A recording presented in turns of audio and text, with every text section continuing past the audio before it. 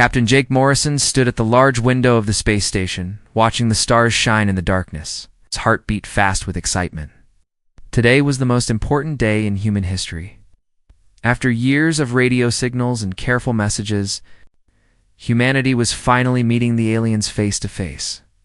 The space station, called Harmony's Edge, floated in empty space near a dead moon. It was built specially for this meeting. The walls were white and clean, with soft blue lights that made everyone feel calm. Jake wore his best uniform with shiny buttons and clean boots. He wanted to make a good first impression. Dr. Lisa Kane walked up beside him, carrying a thick folder full of papers.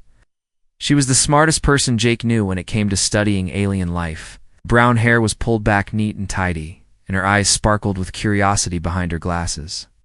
"Are you nervous, Captain?" she asked in a quiet voice.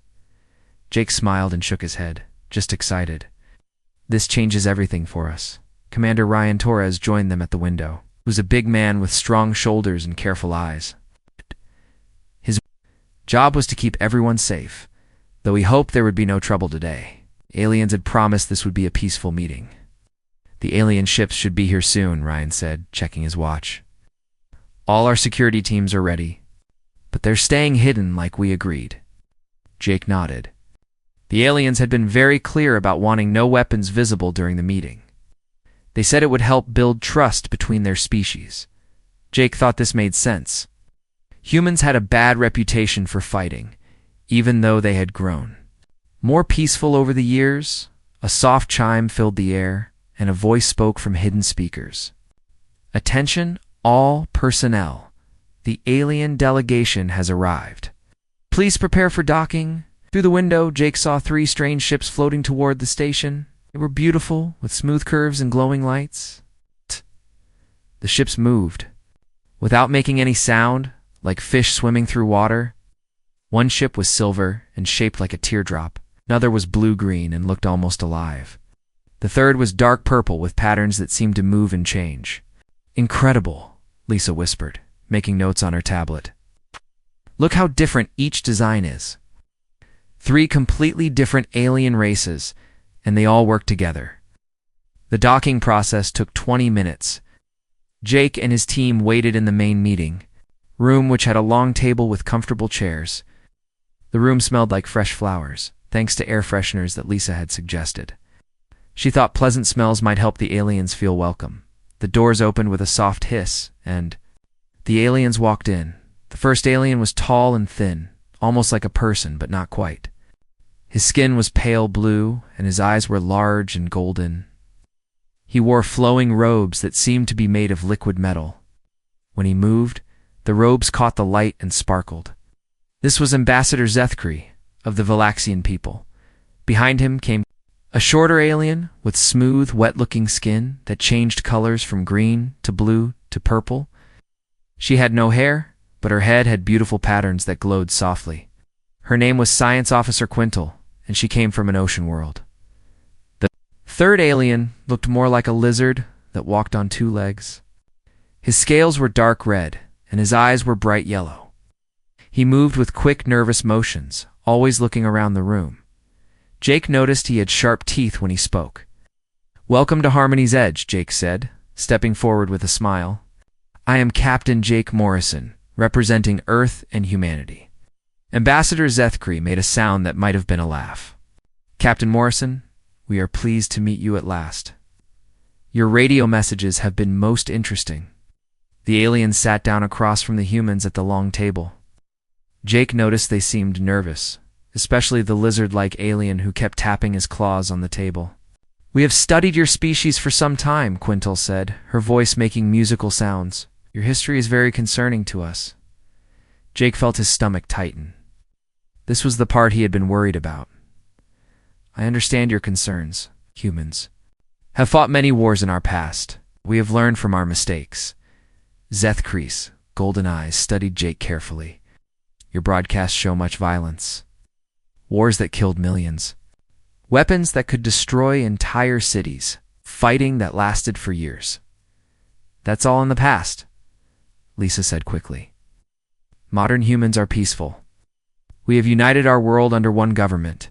We have ended hunger and disease. We explore space to learn and discover, not to conquer. The lizard alien spoke for the first time, his voice rough and hissing. Yet you still have armies. You still make weapons. Your police carry guns. Ryan shifted in his chair but said nothing. Jake knew this was a difficult topic. We keep some military forces for protection, Jake explained. But we have not fought a war in over 50 years. We use our armies to help people during disasters, not to attack other countries. The aliens looked at each other, speaking in their own languages with clicks and whistles and musical tones. Jake could not understand them, but he could tell they were not convinced. The Galactic Federation has many rules, Zethkri finally said. All member species must be peaceful. We have over 2,000 worlds in our alliance, and we have had peace for 800 years. That's amazing, Lisa said, her eyes wide. How do you solve conflicts between different species? We talk, we compromise, share resources, Quintal explained. Violence is never the answer. Civilized beings use their minds, not their fists. Nodded, trying to look wise and peaceful. Humans want to learn these ways, want to join your federation, and contribute to galactic peace. The meeting continued for 2 hours. The aliens asked many questions about human society, technology, and culture. Jake and his team answered as best they could, always trying to show that humans had grown beyond their violent past. Then the lights flickered. Everyone looked up at the ceiling as the lights went dim, then bright, then dim again. Low rumbling. Sound came from somewhere in the station. What was that? Zethkri asked, his golden eyes wide with worry. Ryan was already reaching for his communication device. This is Commander Torres to control.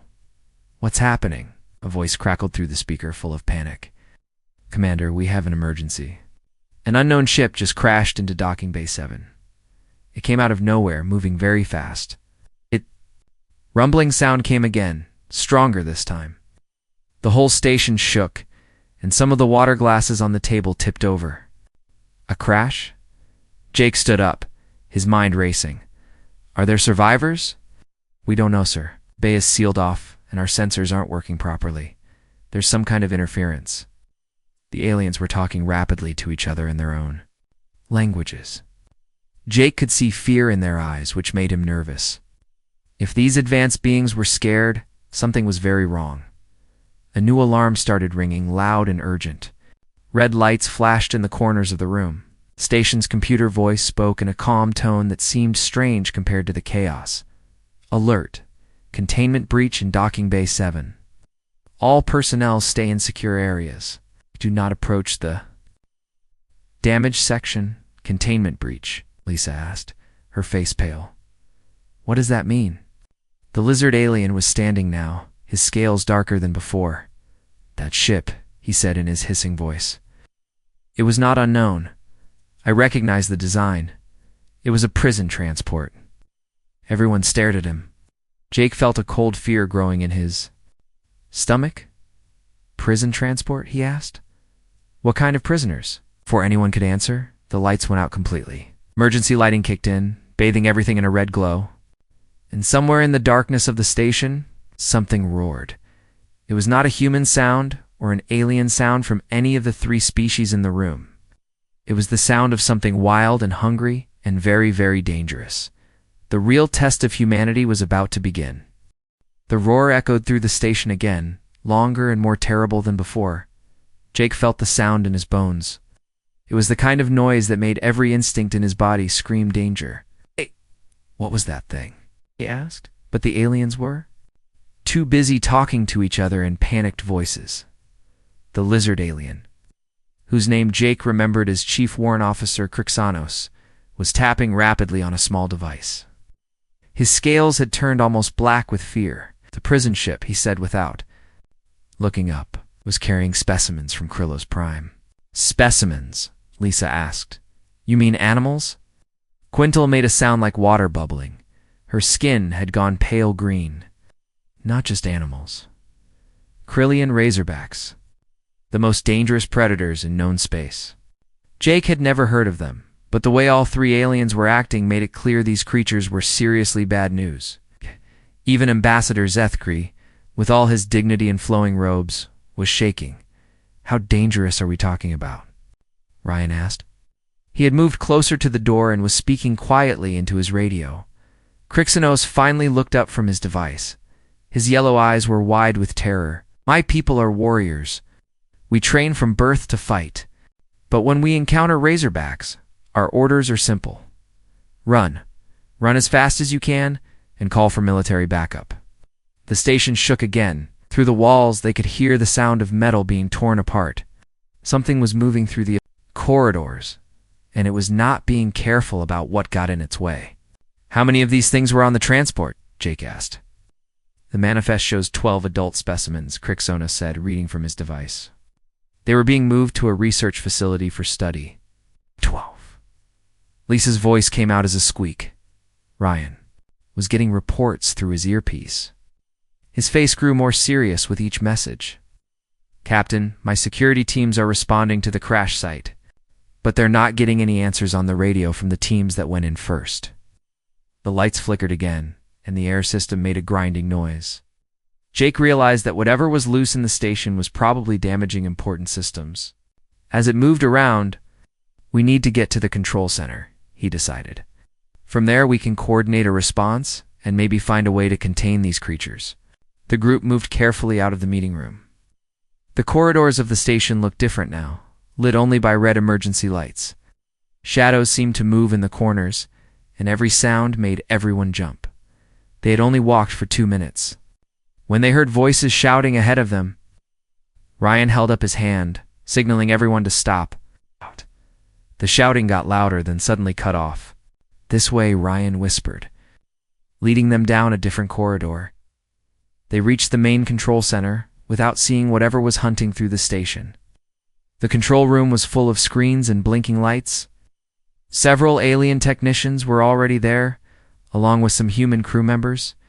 Everyone looked scared. "Report," Jake said to the senior technician, a nervous man named Pete Collins. "Captain." "It's bad," Pete said, wiping sweat from his forehead. "The crash broke open some kind of containment system. We've got hostile creatures loose in sections 5 through 9. We've lost contact with 3 security teams." "Lost contact?" Orion's voice was sharp. "Sir, the last transmission we got was screaming," Pete said quietly, then nothing. On the main screen, they could see security camera footage from around the station. Most of the cameras in the damaged sections were not working, but a few still showed empty corridors with torn metal and strange marks on the walls. Suddenly, one of the working cameras caught movement. A shadow crossed the screen, too fast to see clearly, but Jake got an impression of something huge and deadly.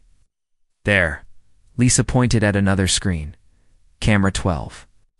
This camera had a better view. They all watched as something moved into the ute. Light. Jake felt his blood turn cold. The creature was like nothing he had ever seen. It stood 8 feet tall on 2 powerful legs. Its body was covered in natural armor that looked like black metal plates. Long arms ended in claws that could probably cut through steel. Its head was narrow and pointed, with rows of sharp teeth and eyes that glowed yellow in the dark. "Dear God," Lisa whispered. The razorback moved with terrible grace, like a predator that had never known fear. It sniffed the air, and Jake realized it was tracking something, or someone. "It's hunting," Ryan said, his hand moving to his sidearm. Crixenos made a bitter laughing sound. "Your weapons will not work. Razorback hide can stop energy blasts and projectiles. They've been hunting for millions of years on a world where everything wants to kill everything else.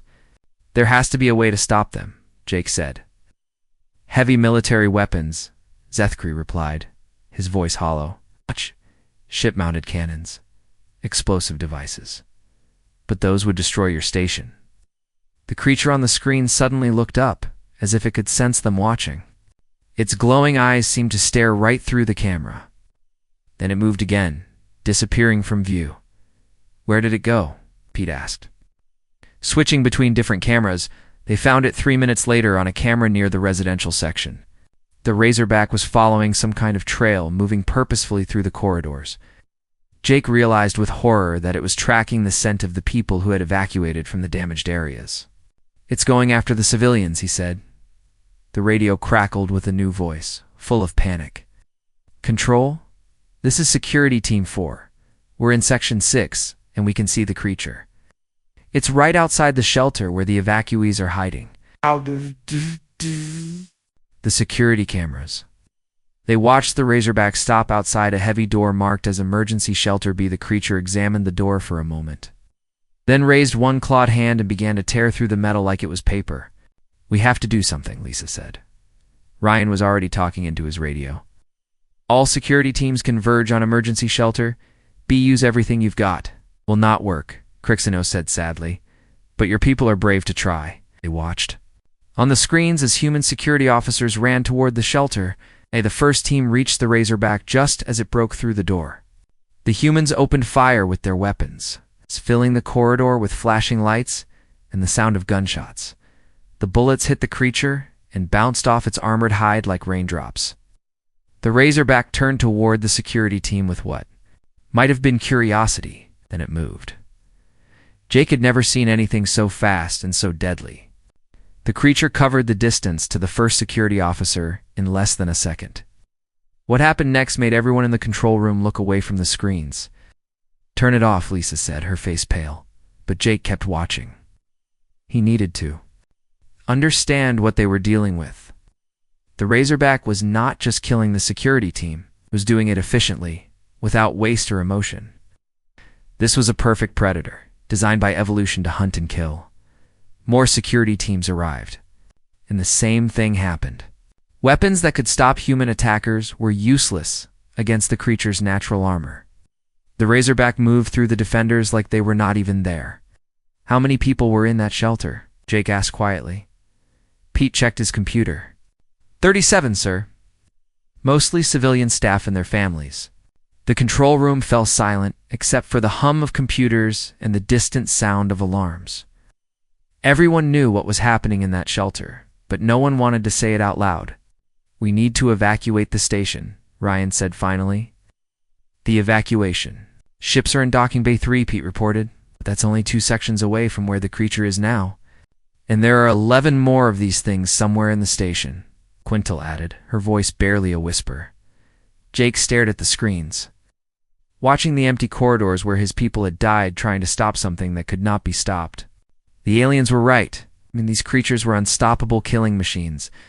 But as he watched, something changed in Jake's mind.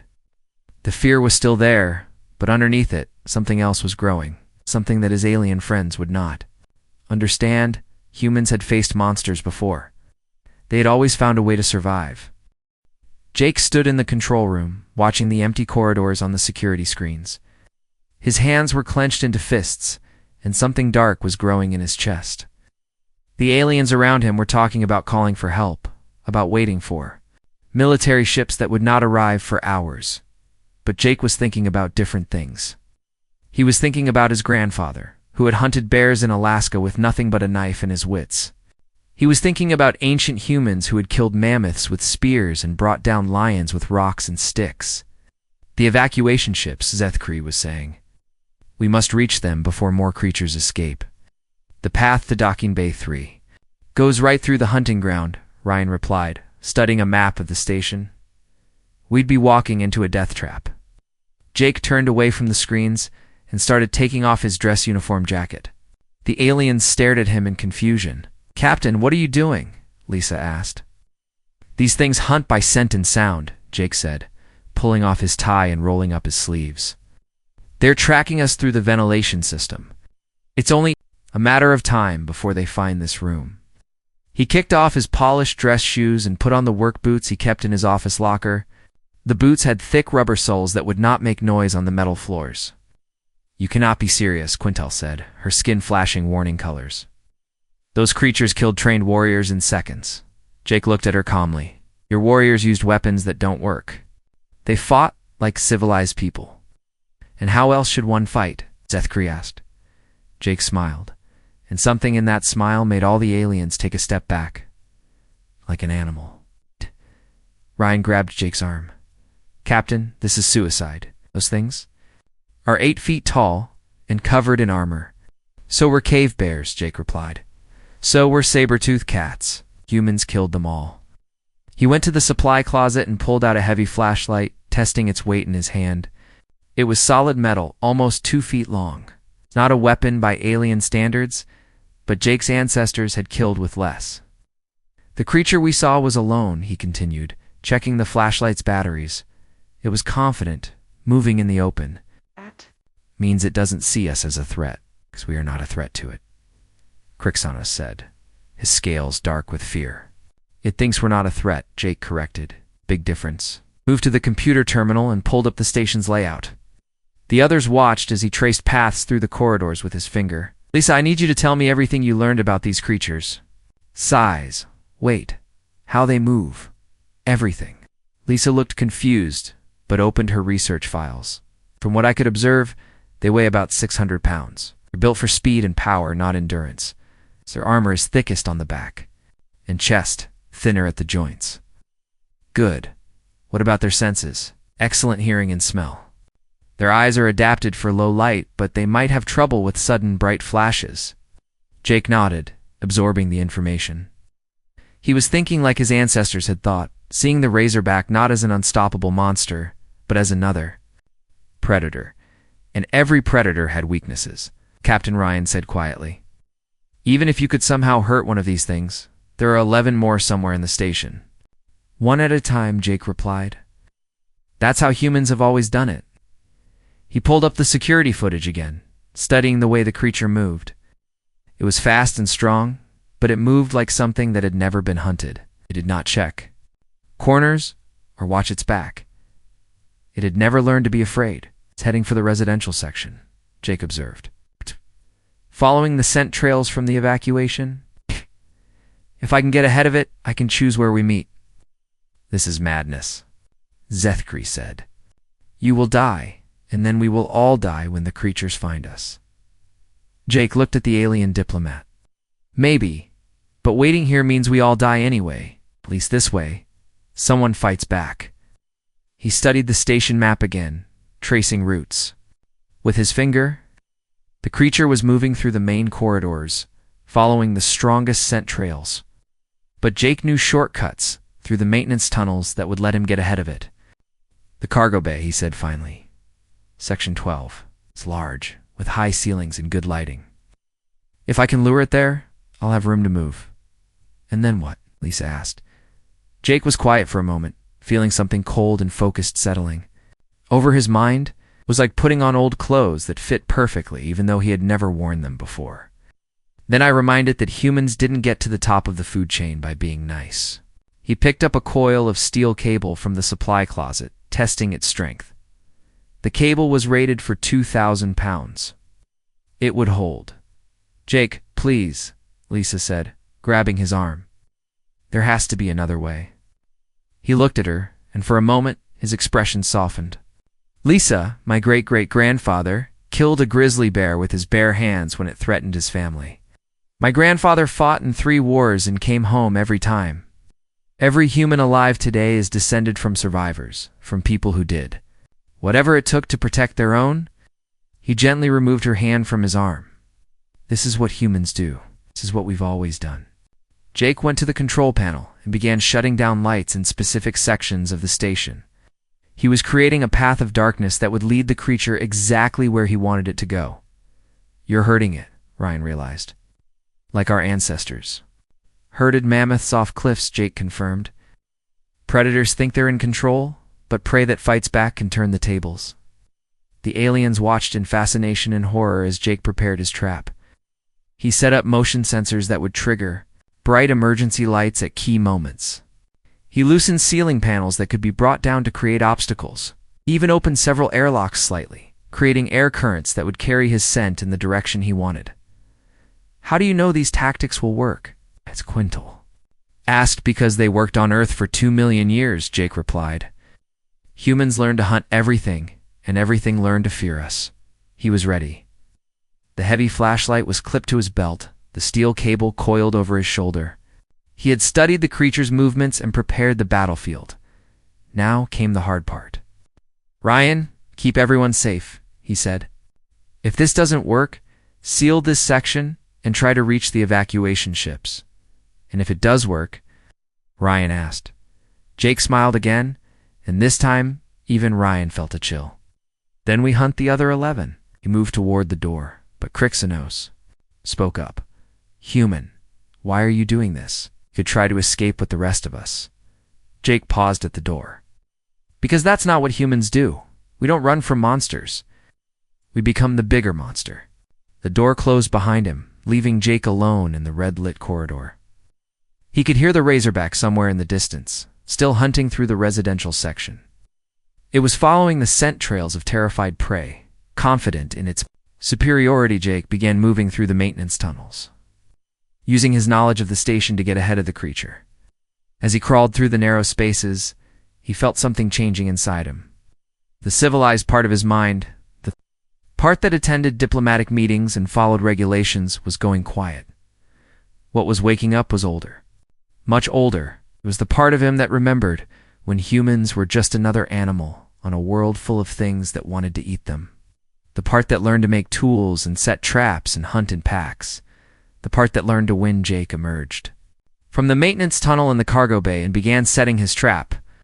The creature would be here soon, following his scent trail. And when it arrived, it would learn something that no other species in the galaxy seemed to understand. Humans were not prey. They had never been prey. They were predators who had learned to wear suits and ties, but underneath the civilized surface. They were still the species that had conquered a world full of monsters, and now one of those monsters was about to find out why every other species on Earth had learned to fear the humans. Jake crouched behind a stack of cargo containers in the large bay, his breathing slow and controlled. The metal flashlight felt solid in his right hand. The steel cable was ready in his left. Every muscle in his body was tense, but his mind was perfectly calm. He had been waiting for 10 minutes when he heard it. The sound of claws clicking on metal flooring, moving closer through the corridor outside. The razorback was following his scent trail exactly as he had planned. The creature appeared in the doorway of the cargo bay, its yellow eyes glowing in the dim light. It was even bigger than it had looked on the security cameras. 8 feet of pure killing machine, covered in natural armor that looked like black steel plates. The razorback sniffed the air, testing the scents in the room. Jake had left a clear trail leading from the door to his hiding spot. The creature's head turned slowly as it followed the scent, its lips pulling back to show rows of razor-sharp teeth. Jake waited. His grandfather had taught him that patience was a hunter's best weapon. The creature had to come closer, had to commit to the attack before Jake could spring his trap. The razorback moved into the cargo bay with careful steps. It was being cautious. Now, sensing something different about this hunt, maybe it could smell that Jake was not running in panic like the others had. Maybe it could sense the predator waiting in the shadows. When the creature was halfway across the bay, Jake triggered the first part of his trap. Emergency lights blazed to life all around the room, as bright as daylight. The razorback roared and stumbled backward, its eyes not adjusted for the sudden glare. Jake moved. He came out from behind the containers like a spring released, the heavy flashlight swinging in a wide arc. The metal weapon caught the creature on the side of its head with a sound like a hammer hitting an anvil. The razorback staggered, but did not fall.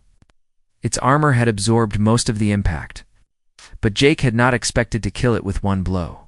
He had expected to make it angry. The creature spun toward him with incredible speed, its claws reaching for his throat. Jake threw himself sideways, rolling behind another stack of containers. The claws missed his neck by inches, tearing through the air where his head had been. Jake came up running, using the cargo containers like obstacles in a deadly maze. The razorback followed, smashing through anything that got in its way. Containers that weighed hundreds of pounds were knocked aside like toys. But Jake was not trying to outrun the creature. He was leading it exactly where he wanted it to go. In the center of the cargo bay was a loading crane, its thick steel arm extending from floor to ceiling. Jake had loosened several bolts earlier, weakening the supports just enough. Now he ran straight toward it, the razorback right behind him. At the last second, Jake dove and rolled under the crane arm. The razorback, moving too fast to stop, slammed into the weakened support with all its weight and momentum. The crane arm groaned and twisted, but it did not fall. The creature was stronger than Jake had hoped, shook its head and turned toward him again, yellow eyes blazing with fury. Jake backed away, looking for his next advantage. The creature had cuts on its head where the flashlight had hit, but they were shallow. Its armor was too thick for simple weapons to penetrate. The razorback charged again, moving faster than anything that size should be able to move. Jake waited until the last possible moment, then dropped flat on his back and kicked upward with both feet. His boots caught the creature in the chest, using its own momentum against it. The razorback flew over him and crashed into a wall of storage. Lockers with a sound like thunder. Jake rolled to his feet and ran toward the creature while it was still stunned. This time he aimed the flashlight at the joints where the armor was thinner. Da-da-da-da.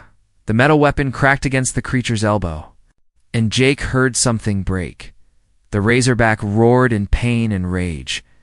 One of its arms was not working properly now, but it still had 3 good limbs and a mouth full of teeth.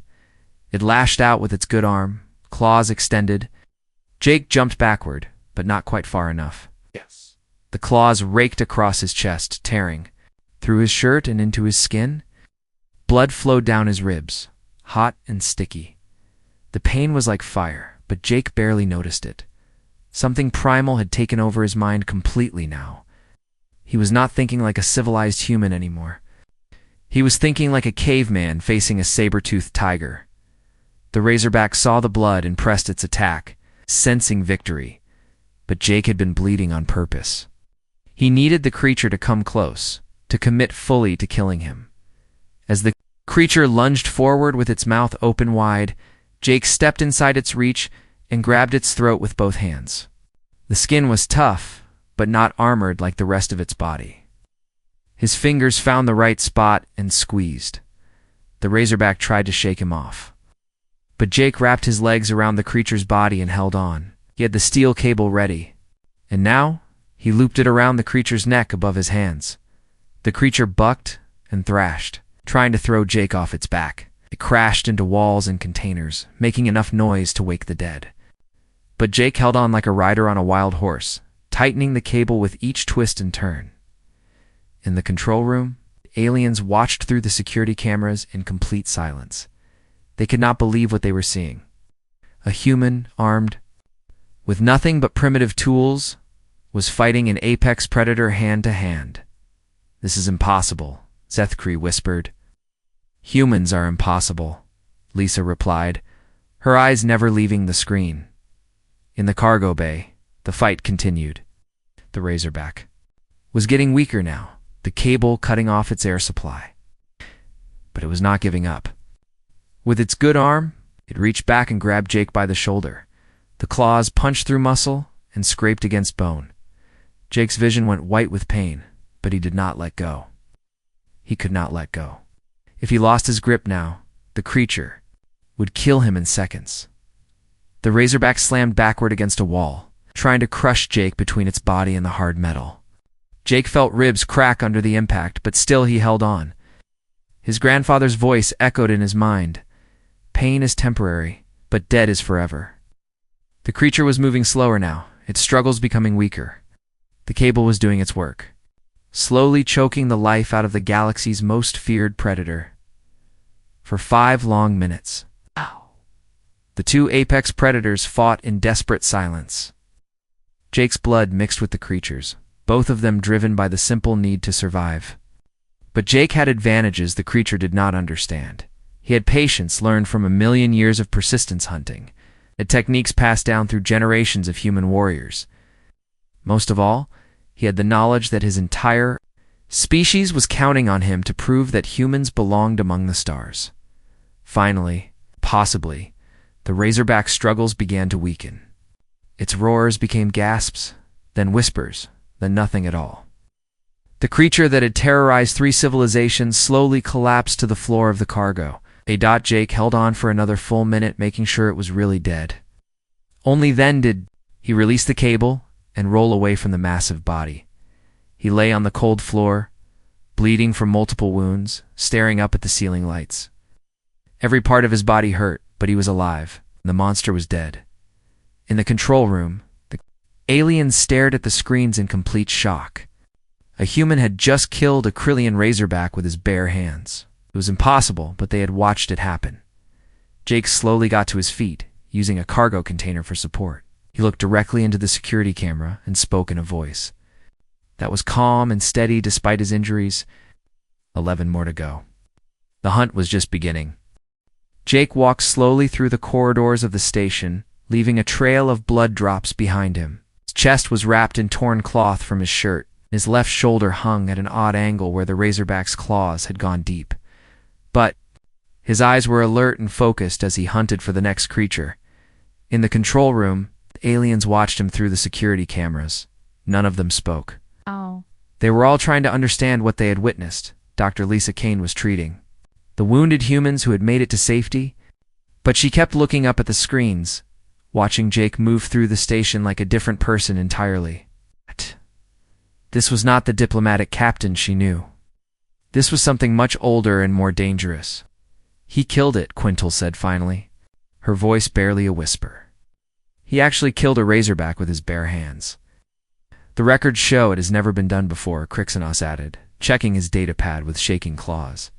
In 800 years of galactic history, no one has ever killed a razorback in single combat. Ambassador Zethkri was silent, his golden eyes fixed on the screen.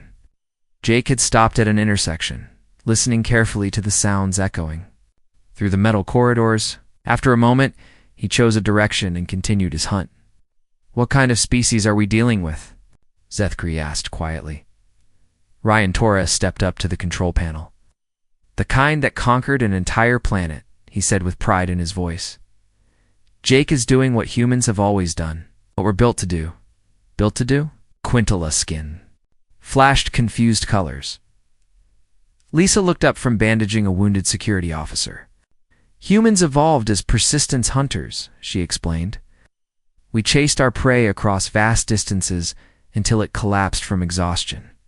We learned to use tools, to set traps, to work together to bring down animals much larger and stronger than ourselves." "But you are civilized now," Zethkri protested. "You have laws, art, philosophy. You build cities and create beautiful things." "We do," Ryan agreed. "But underneath all that civilization, we're still the same species that hunted mammoths and fought off cave bears." Jake is just remembering what humans really are. On the screen, Jake had found another razorback. This one was smaller than the first, but it moved with the same deadly grace. It was stalking through the residential section, following scent trails. Left by the evacuated families, Jake watched it for several minutes, studying how it moved and hunted.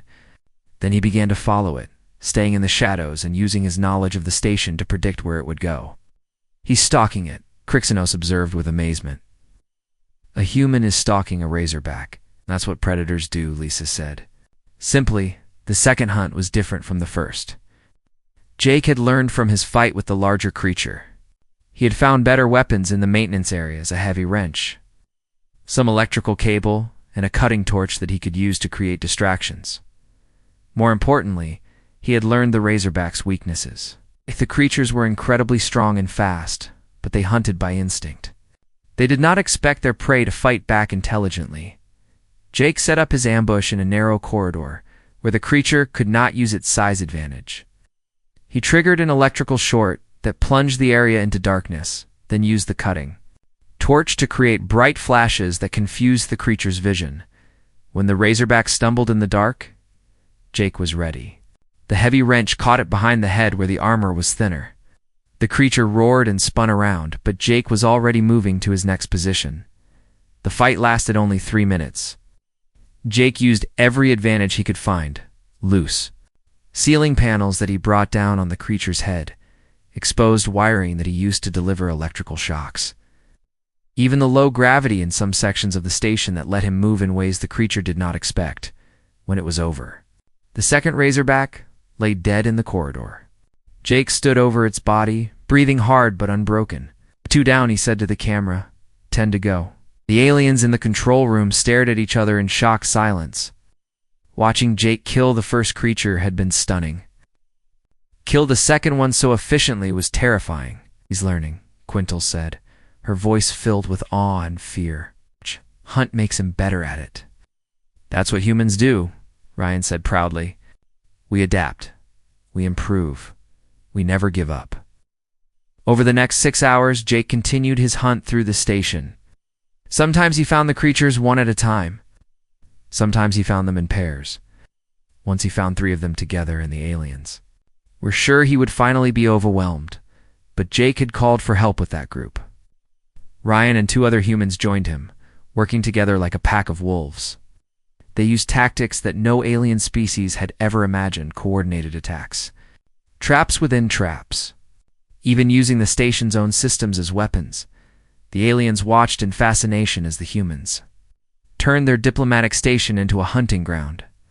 They saw Jake and his team use welding equipment to seal off corridors, creating choke points where the creatures had to come at them one at a time. They watched them use the artificial gravity controls to disorient the razorbacks and make them easier targets.